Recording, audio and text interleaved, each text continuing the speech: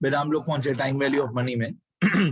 Time value of money या compound interest, ये question number 10 है।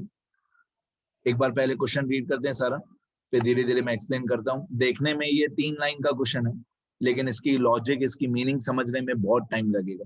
बहुत टिपिकल है, समझना इसको बहुत टिपिकल है, बहुत हार्ड है। सुनना ध्यान से। यहाँ पे क्वेश्चन 10 में लिखा है, compute the present value of ₹100 received every year up to 5th year. Compute the present value of ₹100 received every year up to 5th year. मतलब पहले साल के एंड में ₹100 मिलना चाहिए, दूसरे साल के एंड में ₹100 मिलना चाहिए, तीसरे साल के एंड में, चौथे साल के एंड में, पांचवें साल के एंड में, पहले 5 साल तक हमको हर साल के एंड में 100 रुपीज मिलना चाहिए। And ₹200 from 6th year onwards for ever. And ₹200 from 6th year onwards for ever. For ever मतलब परपेचुअली, हमेशा, लाइफ टाइम, लाइफ लॉन्ग। तो 6th ईयर के एंड से लेकर हमको हर साल ₹200 मिलने चाहिए। Assume discounting rate of 10%। अब discounting rate of 10%, discounting rate of 10% या डिस्काउंट फैक्टर 10% या रेट ऑफ इंटरेस्ट 10%, एक ही बात है। अब इस क्वेश्चन को सॉल्व करने के 2 तरीके हैं। मेरे को जो इजी लगा, मेरे को लगा कि बच्चों के दिमाग में जल्दी बैठ जाएगा, मैंने वो मेथड अप्लाई किया। ठीक है, पहले क्वेश्चन अच्छी तरह से रीड कर लो, क्वेश्चन अच्छी तरह से देख लो। ₹100 हमको चाहिए पहले 5 साल के एंड तक। पहले 5 साल 100 चाहिए हर साल के एंड में। फिर 6th ईयर के एंड से लेकर 200 चाहिए। कब तक? Life time. लाइफ टाइम हमको 200 रुपीज चाहिए, 6th ईयर के एंड से लेकर लाइफ टाइम। तो कोई भी फॉर्मूला लगाने से पहले इसका डायग्राम दिमाग में होना जरूरी है। डायग्राम क्या होगा, ध्यान दो। ये टेक्स्ट बुक वालों का आंसर है। मैं table format, annuity tables use नहीं करता हूँ, मैं फॉर्मूला यूज करता हूँ हमेशा। ये वही क्वेश्चन मैंने फिर से लिखा है। Compute the present value of ₹100 received every year up to 5th year and ₹200 from 6th year onwards forever, assuming discount rate 10%। ये पूरा मैंने क्वेश्चन ही फिर से लिखा है, क्वेश्चन ही लिखा हुआ है यहाँ तक। अब ये डायग्राम जो मेरे को बहुत काम आता है खुद भी समझने में और स्टूडेंट्स को भी समझाने में, ये डायग्राम मेरे को बहुत हेल्प करता है। ठीक है, अब ये जो नीचे येलो बैकग्राउंड में लिखा हुआ है, जो लास्ट लाइन में लिखा हुआ है येलो बैकग्राउंड में, वो क्वेश्चन की मीनिंग है। ये लिखा हुआ है सबसे पहले बिगिनिंग ऑफ द ईयर, फिर लिखा हुआ है एंड ऑफ द ईयर। ये फर्स्ट ईयर की बिगिनिंग, ये फर्स्ट ईयर की एंडिंग, फिर सेकंड ईयर की बिगिनिंग, सेकंड ईयर की एंडिंग, फिर थर्ड ईयर की बिगिनिंग, थर्ड ईयर की एंडिंग, फोर्थ ईयर की बिगिनिंग, फोर्थ ईयर की एंडिंग, फिफ्थ ईयर की बिगिनिंग, फिफ्थ ईयर की एंडिंग। ऐसे मैंने 7, 8, 9 ईयर्स तक लिख के रखा है। फिर मैंने डैश डैश डैश डैश करके लाइफ टाइम लिख दिया। तो मैंने 9 ईयर्स तक लिखा है। ये आंसर नहीं है, ये आंसर नहीं है, ये लॉजिक है। अगर ये डायग्राम हमारे दिमाग में सेट हो गया तो हम फॉर्मूला आराम से लगा लेंगे। तो फर्स्ट ईयर के एंड में हमको 100 रुपीज इंटरेस्ट चाहिए, हमको कमाई चाहिए 100 रुपए की। सेकंड ईयर के एंड में भी हमको 100 रुपीज चाहिए, थर्ड ईयर के एंड में भी 100 चाहिए, फोर्थ ईयर में 100 चाहिए, फिफ्थ ईयर के एंड में भी 100 चाहिए। ये देखो, ये फिफ्थ ईयर है, ये फिफ्थ ईयर का एंड है, हमको 100 रुपीज इनकम चाहिए। अब 6th ईयर के एंड से लेकर, 6th ईयर के एंड से लेकर हमको 200 रुपीज चाहिए। 200 200 200 200 200 200 dash dash dash dash dash life time. मैं आपको वही बोल रहा हूँ बार बार, तीसरी चौथी बार बोल रहा हूँ, फॉर्मूला पे जाने से पहले लॉजिक समझना इंपॉर्टेंट है। अब मैंने क्या किया, ये जो फर्स्ट वाला 100 है, 100 100 100 100, और फर्स्ट वाला जो 100 है, 100 100 100 100 100, और 6th ईयर में जो 200 है, फ्रॉम 6th ईयर ऑनवर्ड्स जो 200 है, उसमें मैंने पहले वाला 100 अलग कर दिया। ये 200 में थे, फर्स्ट वाला 100 मैंने अलग कर दिया, फर्स्ट वाला 100 अलग, फर्स्ट वाला 100 अलग। ठीक है, तो मैंने क्या किया, 200 रुपीज में थे, फर्स्ट वाला 100 अलग कर दिया, फिर फर्स्ट वाला 100 अलग कर दिया, फिर फर्स्ट वाला 100 अलग कर दिया। मैंने सब जगह पे फर्स्ट वाला 100 समझो अलग कर दिया, एंड फॉर लाइफ टाइम। तो इसका मतलब ये हुआ कि 100 रुपीज हमको फर्स्ट ईयर के एंड से लेकर लाइफ टाइम तक 100 रुपीज तो चाहिए। मैंने बताया ना, इस क्वेश्चन को सॉल्व करने के 2 तरीके हैं, मेरे को जो ज्यादा इजी लगा मैं वो बता रहा हूँ। फर्स्ट ईयर के एंड से लेकर लाइफ टाइम तक हमको 100 रुपीज तो इनकम चाहिए ही चाहिए। 100 रुपीज इनकम तो हमको चाहिए ही चाहिए, starting from the end of first year for life time, जो पहला वाला 100 रुपए है, फर्स्ट वाला 100 रुपए, 100 क्वेश्चन में क्या लिखा है, पहले 5 साल तक चाहिए। मैंने क्या अज्यूम किया, पहले 5 साल तक नहीं चाहिए, मैंने ऐसा अज्यूम किया कि ये 100 रुपीज मेरे को लाइफ टाइम तक चाहिए। क्वेश्चन में लिखा हुआ है पहले 5 साल तक चाहिए, मैंने बोला नहीं, ये पहला वाला 100 रुपीज मेरे को लाइफ टाइम तक चाहिए। अब दिमाग लगाओ, जो पहला वाला 100 रुपीज है जो मेरे को हर साल चाहिए, इसकी eight the beginning of the first year कितनी प्रेजेंट वैल्यू होगी, दिमाग लगाओ। हमारा रेट ऑफ इंटरेस्ट है 10%, हमारा रेट ऑफ इंटरेस्ट है 10%। तो अगर 10% इक्वल टू 100 रुपीज होगा, मतलब 100 रुपीज हमारी इनकम है, हमारा इंटरेस्ट है, हमारा ब्याज है, तो 10% जो है वो 100 रुपीज है, तो 100% कितना होगा, दिमाग लगाओ, 100% कितना होगा। अगर मेरे को 10% इनकम में 100 रुपए चाहिए, तो मेरे को 100% प्रिंसिपल कितना इन्वेस्ट करना पड़ेगा, ऑब्वियसली मेरे को 1000 रुपीज इन्वेस्ट करना पड़ेगा। मतलब अभी तक देखो मैंने फॉर्मूला शुरू नहीं किया, मतलब अगर मैं फर्स्ट ईयर के बिगिनिंग में 1000 रुपीज इन्वेस्ट करता हूँ, अगर मैं फर्स्ट ईयर के बिगिनिंग में 1000 रुपीज इन्वेस्ट करता हूँ, तो फर्स्ट ईयर के एंड से लेकर हर साल मेरे को 100 रुपीज मिलना स्टार्ट हो जाएगा विदाउट डूइंग एनीथिंग, चाहे मैं घर पे सोया पड़ा हूँ। अगर मैंने फर्स्ट ईयर के बिगिनिंग में 1000 इन्वेस्ट कर दिया, तो मेरे को फर्स्ट ईयर के एंड से लेकर लाइफ टाइम 100 रुपए मिलते जाएंगे। ये मेरा स्टेप 1 है, ठीक है। अब इसमें परपेचुइटी का फॉर्मूला लगेगा। परपेचुइटी का फॉर्मूला होता है, अब आप इसको परपेचुअल बोलो या फॉरएवर बोलो या लाइफ टाइम बोलो, हिंदी में हमेशा बोलो, एक ही बात है। मेरे को ये 100 रुपए हमेशा चाहिए, तो small a equal to 100 rupees, rate of interest equal to 10%। I का फॉर्मूला होता है R अपॉन 100, मतलब 10 अपॉन 100, 10 अपॉन 100 होता है 0.10। नंबर ऑफ ईयर्स इनफिनाइट है, k इक्वल टू 1 है, क्योंकि साल में एक बार ही 100 रुपए चाहिए, k की वैल्यू 1 होगी। Number of installments in each year, present value को मैंने p रहने दिया, फाइंड आउट करना बाकी है। तो ये परपेचुइटी का फॉर्मूला होता है, p equal to a by I by k, ये परपेचुइटी का फॉर्मूला होता है, p equal to a by I by k, ठीक है। अब इसमें ये परपेचुइटी का फॉर्मूला बता दिया मैंने, a by I by k।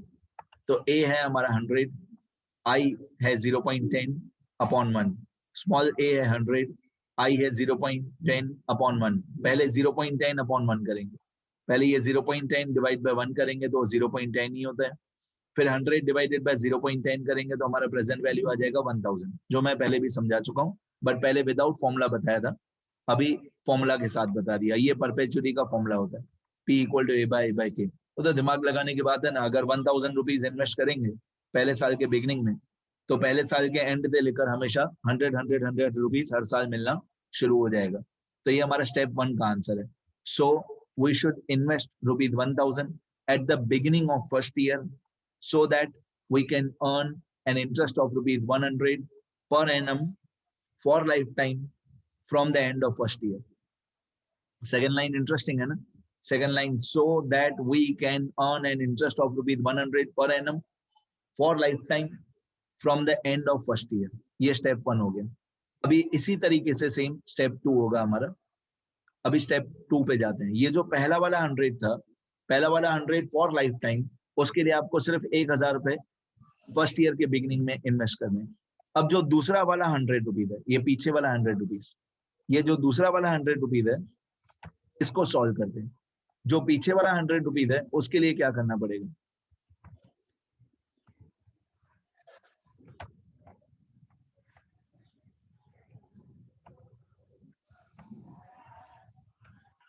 अब फर्स्ट वाला 100 तो मैंने बता दिया, अभी पीछे वाला 100, जो पीछे वाला 100 रुपीज है, उसके लिए क्या करना पड़ेगा, ये 100 रुपीज हमको चाहिए 6th ईयर के एंड में, 6th ईयर के एंड में 100, 7th ईयर के एंड में 100, फिर 8th ईयर के एंड में 100, 9th ईयर के एंड में 100, फिर 10th ईयर के एंड में 100, फिर एंड सो ऑन। एंड ये जो पीछे वाला 100 रुपीज है, ये 6th ईयर के एंड से लेकर लाइफ टाइम तक चाहिए। अभी पीछे वाला 100 रुपीज, जो पीछे वाला 100 रुपीज है, वो हमको चाहिए 6th ईयर के एंड से लेकर लाइफ टाइम। तो इसका मतलब ये हुआ कि इस 100 रुपीज के लिए, इस पीछे वाले 100 रुपीज के लिए हमको 1000 रुपीज और भी इन्वेस्ट करना पड़ेगा 6th ईयर के बिगनिंग में। 6th ईयर के बिगनिंग में, ये 6th ईयर की बिगनिंग, 6th ईयर के बिगनिंग में हमको 1000 रुपीज इन्वेस्ट करना पड़ेगा, दूसरा भी 1000 इन्वेस्ट करना पड़ेगा 6th ईयर के बिगनिंग में, सो दैट हमको 6th ईयर के एंड से लेकर हर साल 100 100 100 100 100 मिलना शुरू हो जाए फॉर लाइफ टाइम। ठीक है, तो ये हमारा स्टेप 2 होगा, ये हमारा स्टेप 2 होगा, ये हमारा स्टेप 2 होगा। जो 6th ईयर के बिगनिंग में हमको 1000 रुपीज चाहिए, ये हमारा स्टेप 2 होगा। इसमें भी हमको 100 रुपीज चाहिए हर साल, इसमें भी रेट ऑफ इंटरेस्ट 10% ही होगा, तो आई 0.10 होगा। नंबर ऑफ ईयर्स इनफिनाइट, के इक्वल टू 1, साल में एक बार ही 100 रुपए चाहिए। कैपिटल पी प्रिंसिपल या प्रेजेंट वैल्यू फाइंड आउट करना बाकी है, सेम फॉर्मूला, सेम कैलकुलेशन, सब कुछ फिर से लिखा हुआ है। तो P equal to A/I/K, same formula फिर से लिखा हुआ है, P इक्वल टू A/I/K। फिर से हमको 100 रुपीज चाहिए, लेकिन ये दूसरा वाला 100 रुपीज है, इक्वल टू I/K। I है हमारा 0.10, स्मॉल a है 100, I है 0.10 अपॉन K 1। अब 0.10 अपॉन 1 ये 0.10 ही होता है, 0.10 अपॉन 1 0.10 ही होता है, फिर 100 डिवाइडेड बाय 0.10, तो हमारी प्रेजेंट वैल्यू आ जाएगी 1000। सो ये दूसरा सेकंड स्टेप का कंक्लूजन है। So we should invest rupees 1000 at the beginning of 6th year, first year नहीं 6th year. We should invest rupees 1000 at the beginning of 6th year, so that we can earn an interest of rupees 100 per annum for lifetime from the end of 6th year। तो 6th year के beginning में 1000 रुपए और invest करो, ताकि 6th year के ending से हर साल आपको 100 रुपीज 100 रुपीज 100 रुपीज और भी मिलना शुरू हो जाए। तो पहले देखो, पहले हम लोगों ने पहले ये स्टेप 1 किया, फर्स्ट ईयर के बिगिनिंग में 1000, फिर हमने ये स्टेप 2 किया 6th ईयर के बिगिनिंग में 1000। लेकिन मेरे को ये चाहिए, अभी लास्ट स्टेप, मेरे को ये चाहिए कि जो 6th ईयर के बिगिनिंग में, ये जो 6th ईयर के बिगिनिंग में हमको 1000 रुपीज इन्वेस्ट करना है, उसकी आज की फर्स्ट ईयर के बिगिनिंग में वैल्यू कितनी है, इस 1000 की मेरे को 6th ईयर के बिगिनिंग में 1000 चाहिए। तो अगर 6th ईयर के बिगिनिंग में 1000 चाहिए, तो इस 1000 की आज की प्रेजेंट वैल्यू कितनी है, वो मेरे को कैलकुलेट करनी पड़ेगी यहाँ पे। इसको मैं बोलूंगा स्टेप 3,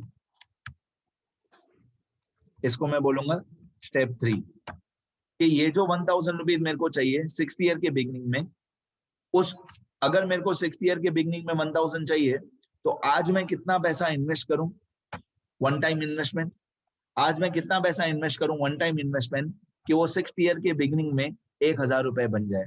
अब ये जो 1000 रुपीज है 6th ईयर के बिगिनिंग में, ये हो जाएगा मेरा फ्यूचर वैल्यू, और आज मेरे को जो इन्वेस्ट करना है वो हो जाएगा मेरा प्रेजेंट वैल्यू। और क्योंकि वन टाइम इन्वेस्ट करना है, क्योंकि वन टाइम ही इन्वेस्ट करना है, तो यहाँ टेबल A1 या टेबल A3 का फॉर्मूला, दोनों का फॉर्मूला सेम होता है। टेबल A1 और टेबल A3 दोनों का फॉर्मूला बिल्कुल सेम होता है। ठीक है, तो मैं टेबल A3 वाला फॉर्मूला लगाऊंगा। फॉर्मूला होता है A equal to P multiply bracket 1 + R/100 raise to n के, ये फॉर्मूला होता है। तो अभी मेरा स्टेप 3 स्टार्ट होगा, जिसमें P मतलब प्रेजेंट वैल्यू मेरे को फाइंड आउट करना बाकी है, A मतलब फ्यूचर वैल्यू मेरा 1000 होगा, रेट ऑफ इंटरेस्ट 10% होगा, क्वेश्चन में जो ये डिस्काउंट फैक्टर दिया हुआ था 10% ये रहा, और नंबर ऑफ ईयर्स, अब दिमाग लगाओ, नंबर ऑफ ईयर्स कितने साल का ब्याज हमको मिलेगा, दिमाग लगाओ, फर्स्ट ईयर के बिगिनिंग से लेकर 6th ईयर के बिगिनिंग तक कितने साल होते हैं, सोचो, सोच के देखो, फर्स्ट ईयर के बिगिनिंग से लेकर 6th ईयर के बिगिनिंग तक कितने साल होते हैं, सोच के देखो, 5 साल होते हैं, 5 इयर्स। तो ये हुआ first year, second year, third year, fourth year, fifth year. First year के बिगिनिंग से लेकर 6th ईयर के बिगिनिंग तक 5 साल होते हैं, तो हमको इंटरेस्ट मिलेगा 5 साल का। ये हमारा step 3,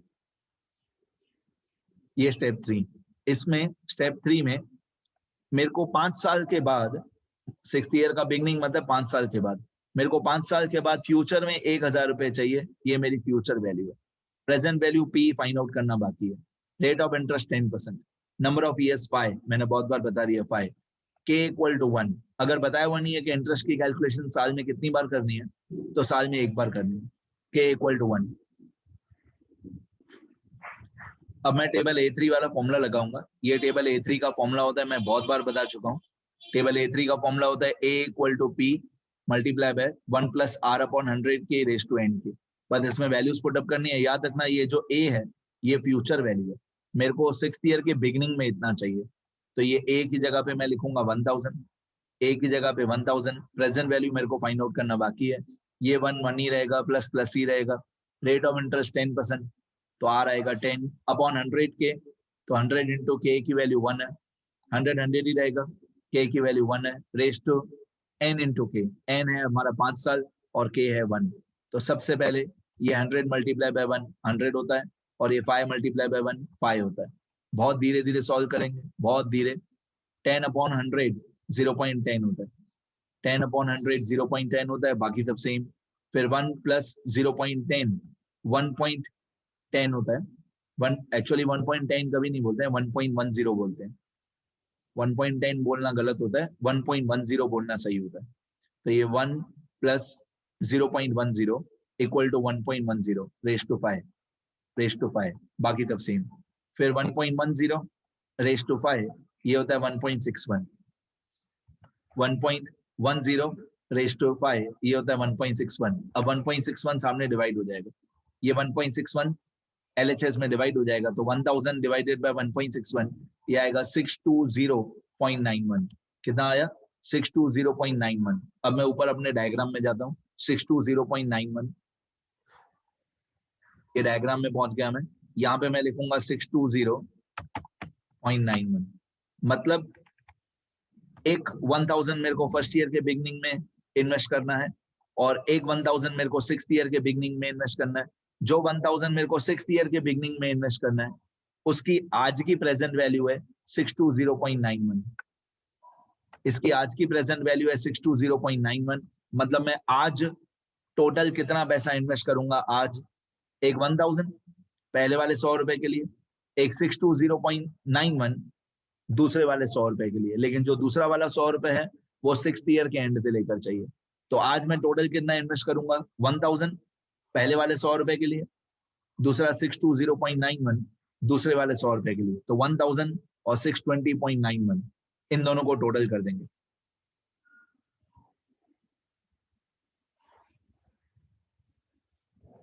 conclusion, so 620.92 should be invested today. 620.92 should be invested today so that we can receive rupees 1000 at the beginning of 6th year. अगर आपको 6th year के beginning में 1000 रुपीज चाहिए तो आज 620.92, मैंने ऊपर शायद 91 लिखा, 92 आएगा। आज आप 620.92 इन्वेस्ट कर दो तो आपको 6th ईयर के बिगनिंग में 1000 रुपीज मिल जाएगा। तो आज की टोटल इन्वेस्टमेंट कितनी हुई? So total investment to be done at the beginning of first year, पहले साल पहले दिन पे total investment to be done at the beginning of first year equal to step 1 का आंसर और स्टेप 3 का आंसर। स्टेप 1 और स्टेप 3 दोनों का आंसर। तो स्टेप 1 में हमको चाहिए था 1000 और स्टेप 3 में हमको चाहिए था 620.92। तो टोटल कितना पैसा हम इन्वेस्ट करेंगे? टोटल इन्वेस्ट करेंगे 1620.92। टोटल हम लोग इन्वेस्ट करेंगे 1620.92 रुपीस। इतना पैसा इन्वेस्ट करोगे आज फर्स्ट ईयर के बिगनिंग में 1620.92। तो अब इसका पूरा मॉरल ऑफ द स्टोरी बताऊं, आज 1620.92 रुपीस इन्वेस्ट करोगे तो आपको पहले 5 साल तक 100 रुपीज मिलेगा। पहले 5 साल तक at the end of every year हर साल 100 रुपए मिलेंगे, और 6th ईयर के एंड से लेकर लाइफ टाइम 200 मिलेगा। फर्स्ट 5 इयर्स में 100 और 6th ईयर से लेकर लाइफ टाइम 200 मिलेगा। पहले 5 साल 100 रुपए, 6th ईयर से लेकर हमेशा 200 रुपए। आपको इन्वेस्ट करना है 1620.92, 1620.92 रुपीज आज।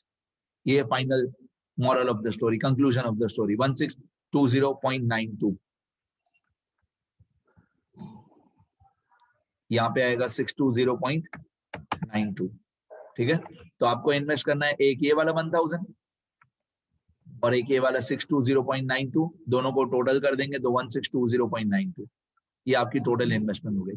अब एक बार मैं स्क्रॉल कर देता हूँ, क्वेश्चन आंसर जैसे लिख सको आप लोग अच्छी तरह सारा। और हर लेक्चर में मैं यही बोलता हूँ, लिखोगे तो याद रहेगा, लिखो सब कुछ।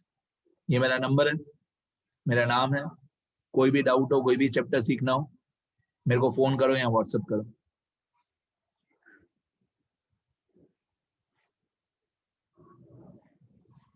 ये क्वेश्चन है, ये टेक्स्ट बुक वालों का तरीका सॉल्व करने का, ये मैंने देखा भी नहीं। हमारा आंसर आ रहा था 1620.92, मतलब टेक्स्ट बुक वालों से लगभग 20 पैसे का फर्क है। ठीक है, चलेगा, हम ज्यादा सही है। ये क्वेश्चन मैंने फिर से लिखा है, ये एक्सप्लेनेशन पूरा डायग्राम मेरे को इसमें भी अच्छी तरह समझ में आता है।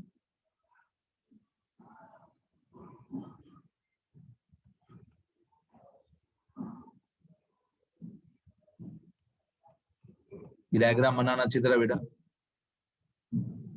अब तीनों स्टेप बता दो। एक्चुअली स्टेप 1 और स्टेप 2 का तो पूरा कैलकुलेशन सेम था। जो स्टेप 1 का कैलकुलेशन है 100 में से 1000,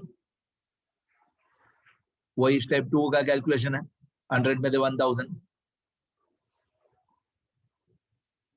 फिर स्टेप 3 का कैलकुलेशन थोड़ा अलग है, ध्यान दो, लिखना अच्छी तरह। ये फॉर्मूला याद करना सारे।